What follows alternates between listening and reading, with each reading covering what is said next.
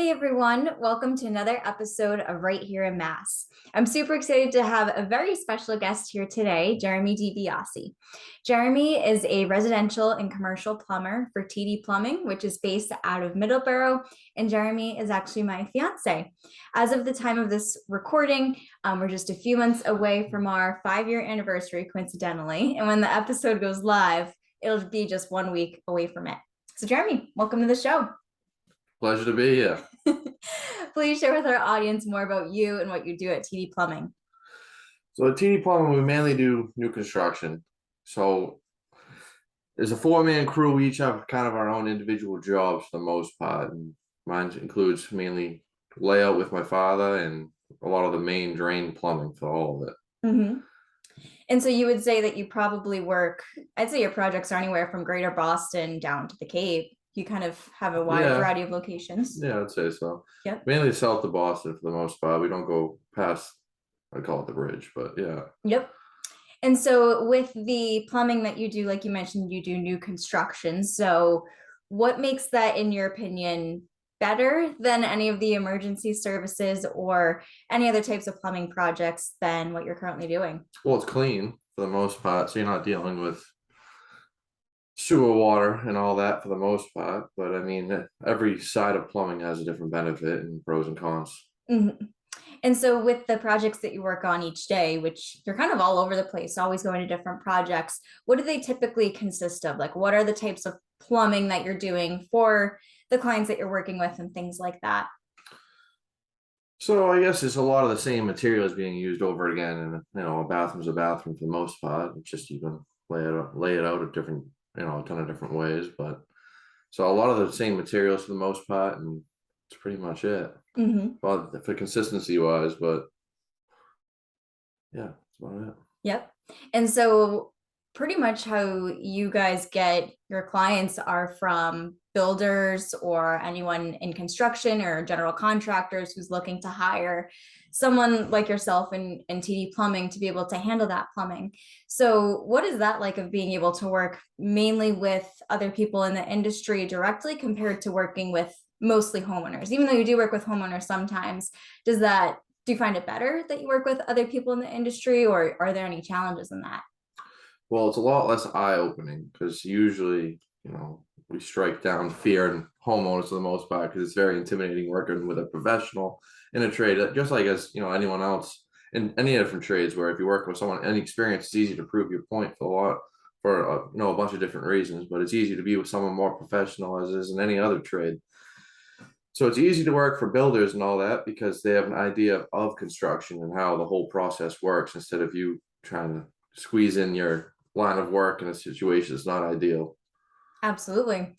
And a lot of the work that you do also involves kind of having to rely on other contractors, whether it's needing to collaborate with electricians or HVAC people, maybe even depending on the project, architects and interior designers.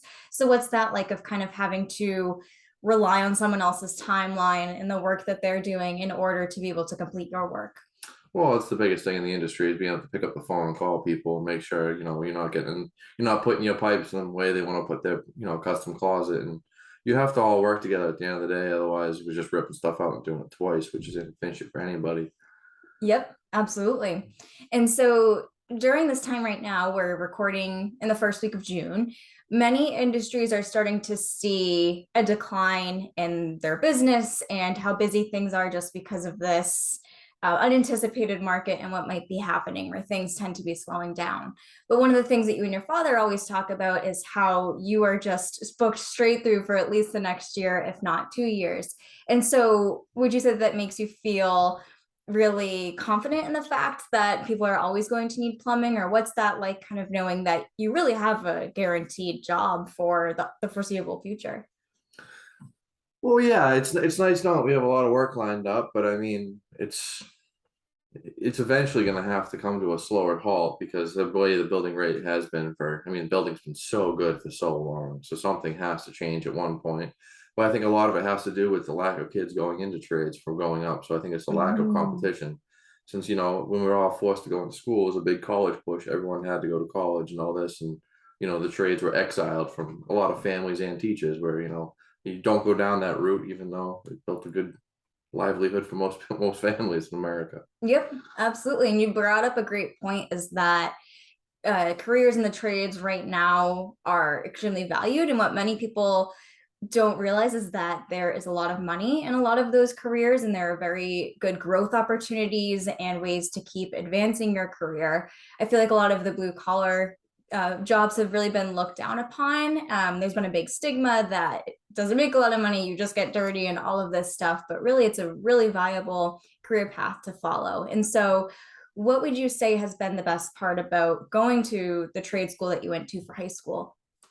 Well, going to a trade school in high school doesn't mean, it's a direct path into plumbing or into any trade. I mean, I have a lot of friends that went to a trade school that are, end up going to college and all that. Mm-hmm. It gave you a stepping stone, an idea of how to put some stuff together, especially if you're unsure about a lot, and not super confident, getting a lot of stuff done. But for me personally, going to a trade school, it took off time getting my end goal license of the whole thing, which was huge. So while I was, attending high school, I was getting time off my plumbing license, which was very ideal. Yep, absolutely. And what would you say is it's like being in a family business? And for those of you who might have missed it, Jeremy works for his dad's company called TD Plumbing, which I don't know when he started that. When did he start TD Plumbing? I don't know. I think he's been in business around 40 years or A something long like that. time. Yeah. Yeah. So what would you say is it's like working with family? Also, he works with his uncle too. So it's family all around. Family's very tough. It's you never really leave work, and it's very hard to prove your point against your own father. I mean, it's very tough talking to your father when it comes to business wise and how we should change an approach on things, is he's very set in stone. But working for family can be very tough, but yeah, it's very tough. Yeah. But I would say too, on the opposite end, you have a really great schedule, which I think comes out of being able to work with family, where because TD Plumbing does mostly new construction, they don't have to wait for homeowners to wake up in the morning. They can just kind of get there as early as they want and get started. And then being able to leave early. So it seems like that schedule has allowed you some good flexibility, would you say? Yeah, but we still have to abide by, town noise ordinance. I mean, most places don't want you Mhm. there at 7, so we try to be respectful of all neighbors when it comes down to all that. But, if there's no neighbors to be had, there's no reason we can't start earlier to, get the job completed and move on to the next one. Yep, absolutely.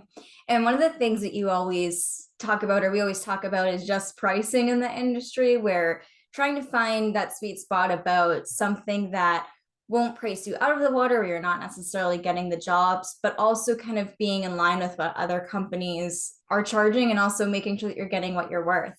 And I feel like that's something a lot of people, regardless of what industry they're in, kind of struggle with, is just knowing what to price. And that's something that you've consulted your dad a lot on. So could you talk more about what goes into setting pricing for the industry? Well, a lot of it is material pricing, which, as everyone knows, when it comes down to anything, has been absolutely wild. I mean, Mm-hmm. we've had some pieces of pipe and fittings go up by 300% in price, which is astronomical difference compared to where it was 4 years ago. So that lays effect into pricing, but then again, you still have to bill out and you still have to make a living. So you can't be, eating a lot of cost on that. And then the price of everything else is increased. So you have to go up on that, and basic, minimum wage and all that has gone up. So you still have to find people wanting to work, and employees that, worth their time to go into the trade, because a lot of kids don't want minimum wage going in when they could be doing something a lot less more ideal than drilling holes. Yep, absolutely. And with that, would you say that it's kind of almost testing the waters, where different projects you might kind of test things out with pricing, and if it works, great. If it doesn't, then you might kind of change the technique moving forward?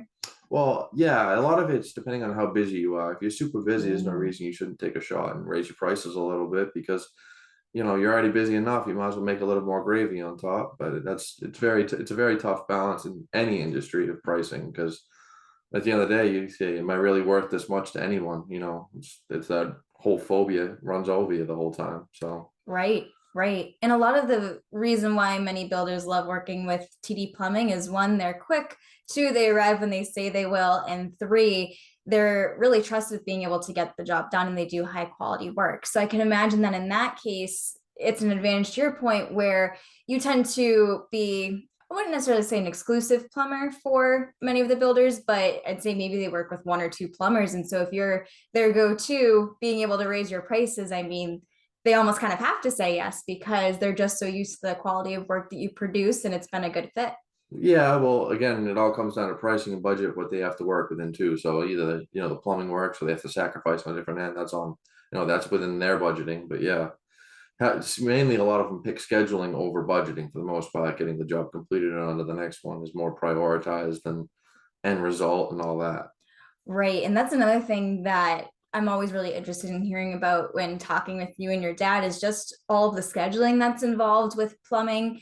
An example is last week, as of this recording, I mean, you went to a job for 2 days and kind of just twiddled your thumbs because you weren't able to get the toilets that you needed. And so a lot of that can be really tricky, is just filling up your schedule each week so that way you're able to get a good amount of jobs done, but also having to rely on other factors like supply houses delivering what you need, and also making sure that other contractors get their portion of the project completed. So would you say that that's something that's really challenging, is just being able to schedule everything out and have a good workflow?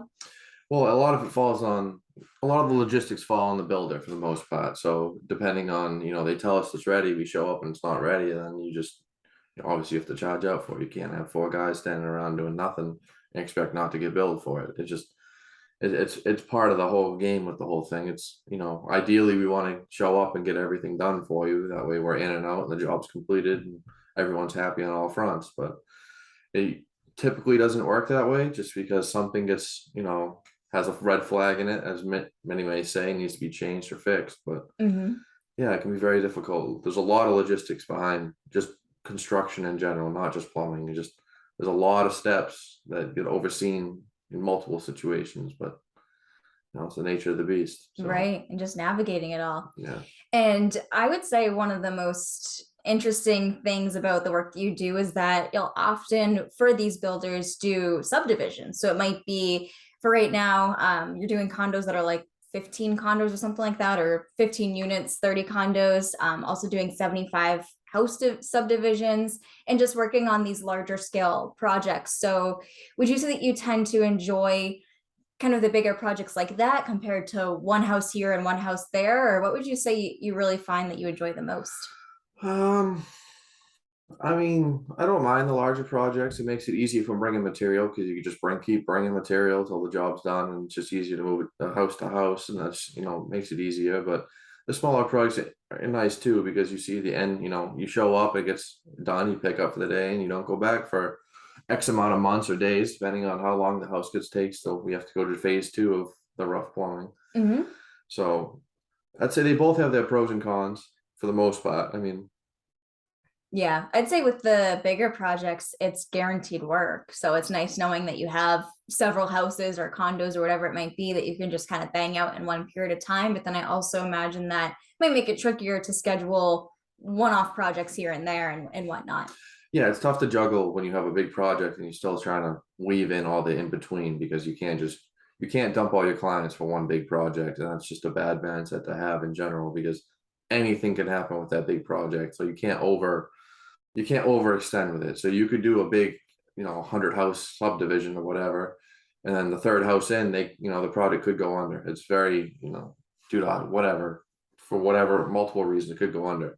So you don't want to pre-order a lot of the whole stuff and you get stuck with the bill and no one else to pay for it and all that. So yeah, it's very tough navigating all of it and weaving in, your loyal customers have been with you forever, just for that Mhm. one big project that could or could not end up getting finished. Exactly, exactly. And as I mentioned at the start of the show, TD Plumbing does a mix of both residential and commercial stuff. I would say leaning a lot more towards residential, but what would you say is the biggest difference between the two types of projects, and do you enjoy one over the other? Commercial is way more labor intensive. It's a whole different set of materials. Just, in Massachusetts, we're forced to use cast iron and copper and all drainage and water piping. So the cost of copper is at least four times higher than it is, the plastic that you can use in a residential home.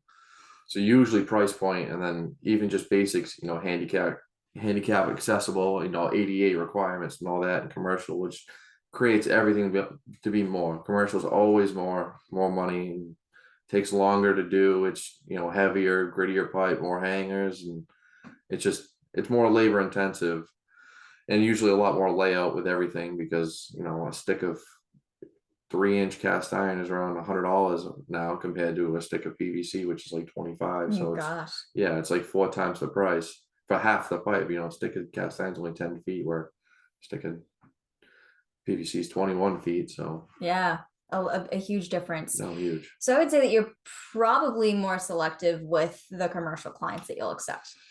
Well, yes and no. I mean, we like a good mix of both. It's always nice to have that, that one different job that we haven't done in a while for the cast iron. But again, I wouldn't want to do cast iron every day. So I'd be exhausted all the time. It's very physical to put together and moving it around and all that. So Yeah. I'd say I prefer residential just for the lighter material, working with it all day. But I do like the challenge of the cast iron once in a while to get me honing in on my skills over these years.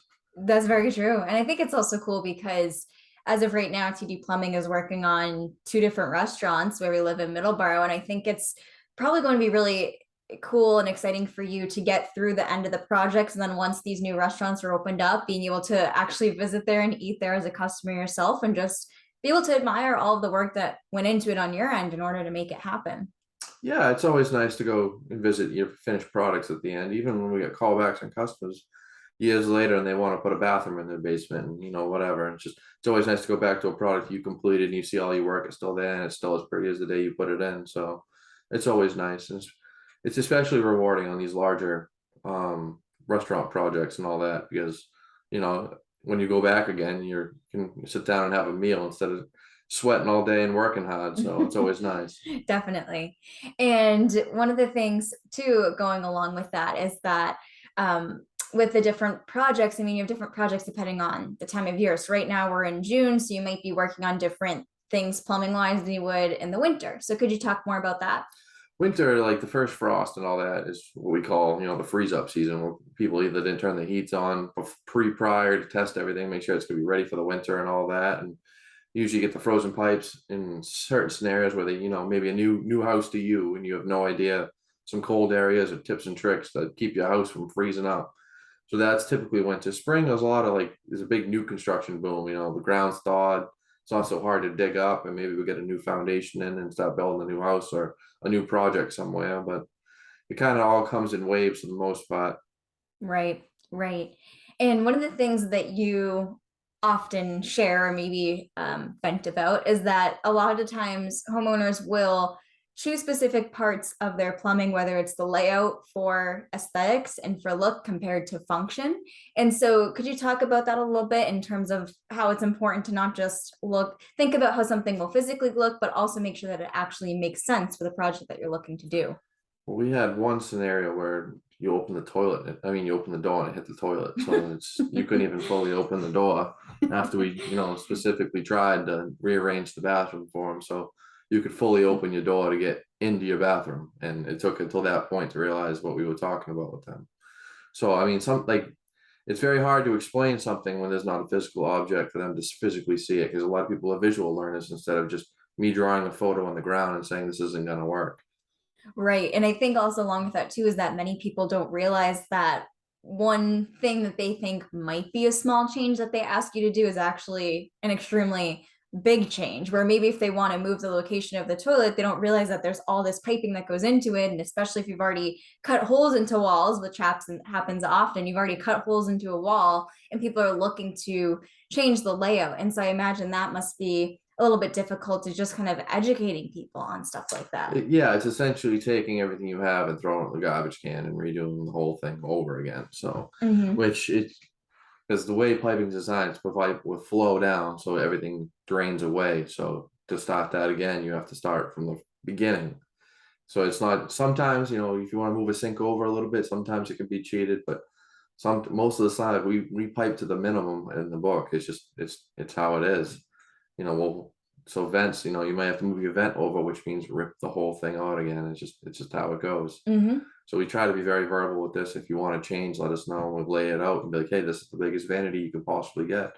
Do you want to upgrade your vanity size? while we're here. And if, they say no and change their mind after, then we have to recharge again. It is what it is. Yeah. And that's another thing that just made me think of that, where in cases where you do work with the homeowners, do they ever look to you and say, what would you recommend I do for this space? And you kind of consult them on the process and then lay out the plan for them, and they end up having you follow that? Well, usually when we're coming in, they already have a set of plans that they've, either loved or whatever, or approved with, and they're going with. And so they have that, but we'll lay them down, we'll have them come down, be like, hey, we can change this bathroom around to this way. Do you like this better or not? And either they give us the head nod or not. So Mm-hmm. usually we try doing a little walkthrough for you, especially a newer owner with a house, go a walkthrough to make sure you're getting the product that you actually want at the end of the day, not spending all this money on the bathroom and walking like this thing sucks. That's not fun. Pretty much. Yeah. I would say your dad probably does this portion more in the business. You do a lot of it with the side work that you do, but being able to balance the schedule of visiting jobs to give a quote and then actually being able to balance it with the projects that you have. So how do you find that balance in your schedule with making sure that you have room open to give estimates to homeowners or builders, and then actually being able to complete the jobs that you already have on the books? Oh, it's impossible for the most part. I mean, it's just juggling whenever you have time, just go give an estimate. I mean, we almost need a guy just to do estimates at this point. I mean, that's how a lot of bigger companies do. They have a guy that's all they do is just give estimates. That way Mm. the main crew can continue hanging pipe and getting that all done. So it's very difficult being a smaller shop. So Yeah. And would you say that it's difficult for you to compete against the bigger plumbing companies, like, or maybe even the franchises that exist? Or would you say that being the smaller company helps to almost view you as more desirable for people looking to hire you? well, at the end of the day, a lot of people see their mortgage, what they've been paying, and want the product done, and move on to the next step, so they can start Mhm. using the product they're paying for. So I think it's easier for us being a smaller shop because we can focus on getting that product done, where a lot of larger shops have to fill a lot of voids and have a lot of streams of money coming in to help pay for everything that's going on for the most part. More employees, more trucks on the road, more supply bills, and all the logistics behind that. So being a small shop's good as long as you're efficient. Other than Right. that, you need to have more people to help you become efficient. Otherwise, you're sitting around and stuff's not getting done, and you can't collect money if it's not done. Exactly. And one of the things too that I always think about is just being able to kind of like with the difference between what you do and what might be involved in a union. So for people who are listening to this episode who might not be familiar with what's the difference, could you kind of explain the two? So union, everyone has their own job. So for the most part, so if you're a plumber, that's strictly all you're gonna do. You're gonna just plumb. They have Mhm. laborers to do a lot of the lifting and all that. That's someone else's job. So you don't want to step on someone's toes and take away someone's livelihood. Be like, hey, I know, I'll just dig this hole real quick. No, that's someone else's job in a union. Where in Mhm. plumber, you're more well-rounded, and you're just trying to get to the end. We have some scenarios where we're moving walls out for people just to help get the job moving along, being a non-union shop. So it's mainly the difference with it, and union's a lot of slower pace for the most part because union shops are tending massive projects, Mhm. big, skyscrapers or hotels or even large housing projects and all that tend to be more union, and there's a lot more, yeah, it's a lot more complicated, a lot more foreman work and all that. Like months or even years long for Yes, for projects. the most part, yeah. Yeah, yeah. One of the things that I think is unfortunate about the industry in general, I would say all of construction, is that there's workers in it that tend to give it a bad stigma or a bad rep, where people always say, oh, I called this plumber and they didn't show up. And they're always only thinking about the people that make the rest of the industry look bad, where whether they did shoddy work or they're not reliable or whatever it might be. And so do you find that challenge happening where people might not necessarily, or they might be weary of you, or they might not necessarily be totally confident in that because of bad experiences they've had with other contractors before? I mean, I totally see that. You see the nightmares, you hear about the nightmare stories all the time from people, you give them all this money and they never show up. But Mm-hmm. again, I think there's people bad at their job in every trade possible. I mean, in every avenue of life possible. I think they're bad at their job or whatever. So it's not just construction. I think, it can go around on any job. Some people are just bad, they just happen to fall into the wrong hands at the wrong time. So it's always good, even consulting your local towns about who they recommend, who gets a lot done, to see Yeah. who can process and get this job actually complete for you before you hire, so and so off Yellow Pages that, maybe just open their shop and they have no idea what they're doing, and they're over budgeting themselves, so they don't want to go to your house because they're not making any money and they're losing a bunch of money, which you'll never know as a homeowner.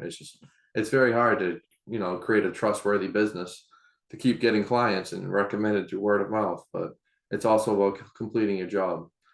Yeah, it really is. And that's a good point that you brought up about going to the town and asking who they would recommend, and just the importance of being on good terms with the inspector or whoever is it within that town division who will be the person to recommend you. Like Middleborough, you always get recommended here because of the fact that the inspector knows that they can rely on you. Yeah, well, they give a handful of names. It's not just ours in particular. They give a Right. bunch of a handful of companies where the inspector says this guy does a lot of work. He gets it done pretty efficiently for everyone, and you'll have a completed project. He's not going to bail on you. It's building trust within a community. But even word of mouth can do that too, as long as you take on a job, you need to see it all the way through. Absolutely.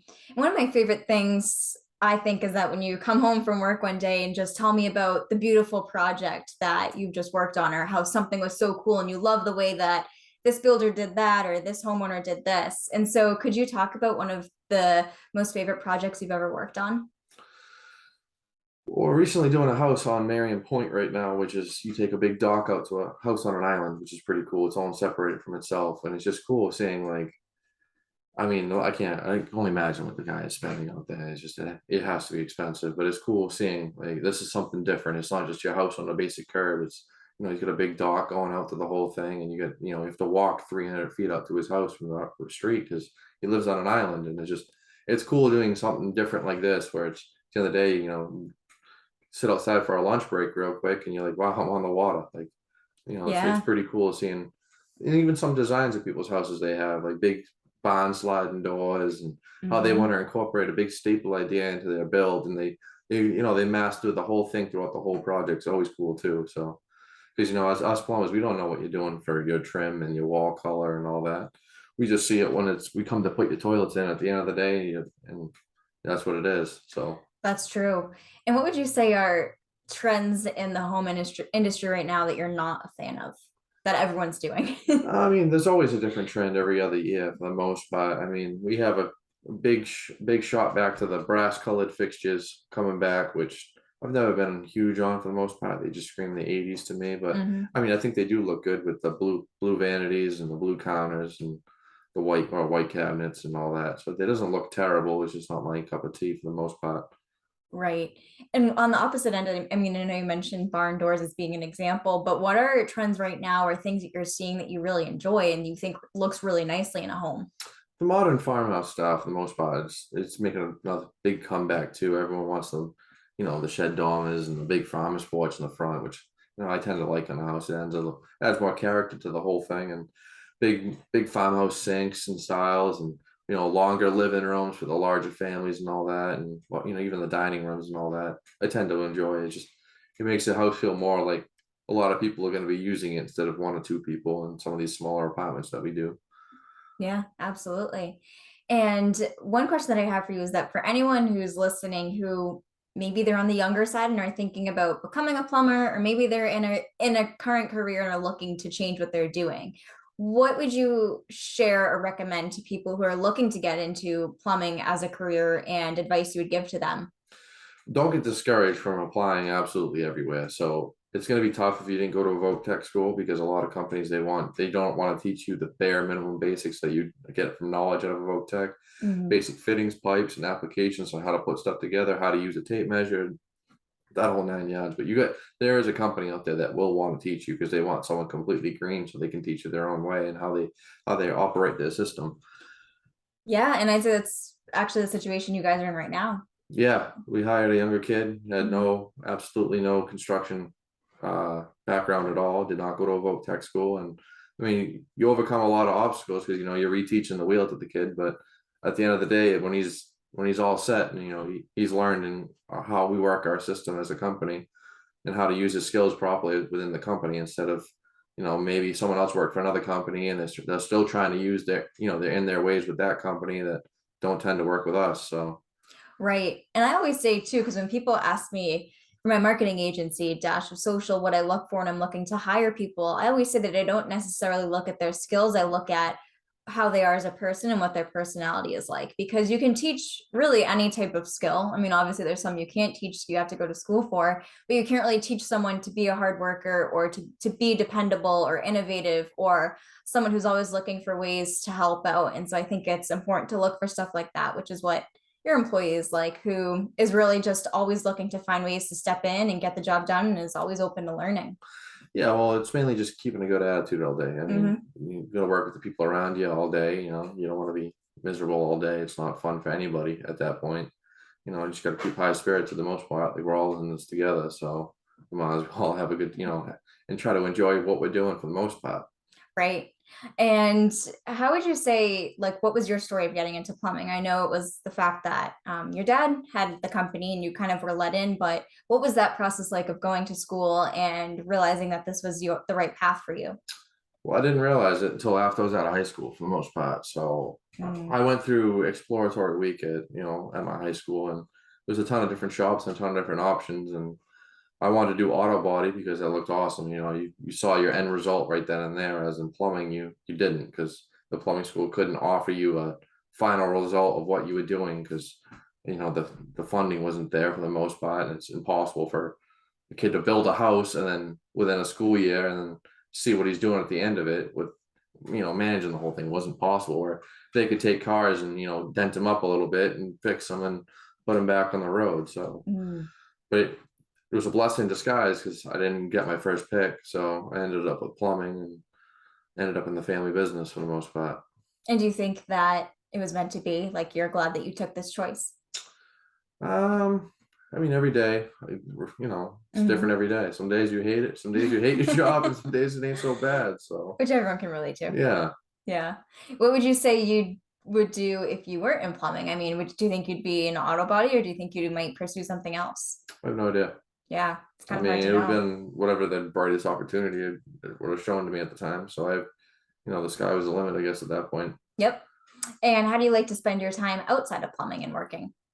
Um, Mainly just hanging out for the most part, enjoying. I like to go on the water for the most part. So Hmm. being outside by the water is always nice and relaxing. Right. What would you say is your favorite part about living and working in Massachusetts specifically? I like the season change. So I mean, Mm. in Mass we have definitive seasons for the most part. We have a spring compared to it's very different from a summer. Never mind fall and winter also. So it's nice having 4 seasons complete in our state. Right, right. And what would you say are your favorite local businesses to support? So they can be either right here in Middleborough where we are or anywhere in Massachusetts. A lot of local restaurants. I mean, even the small mom and pop shops just seem to have the best food Hmm. possible. And it's always nice being in Mass, having the fresh lobster and all the seafood is always right at our fingertips that we always take for granted.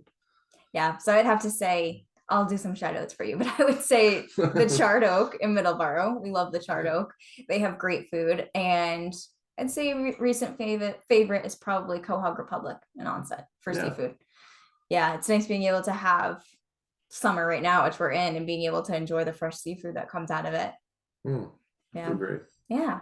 Well, at the end of these episodes, I always like to ask our guests where they can find you online, but it makes me laugh because you can't find TD Plumbing online. There's no website No. or social media profiles or anything like that because, as his dad Todd always says, they're just so busy they don't need to market, which is a good problem to have. So you can call them though if you wanted to. I'm not sure if you'd be able to take your work, but if you wanted to call TD Plumbing, I think the number is 508-208-6867. there you go. All right. Thank you, Jeremy, for coming on the show. Well, thank you for having me, Ashley.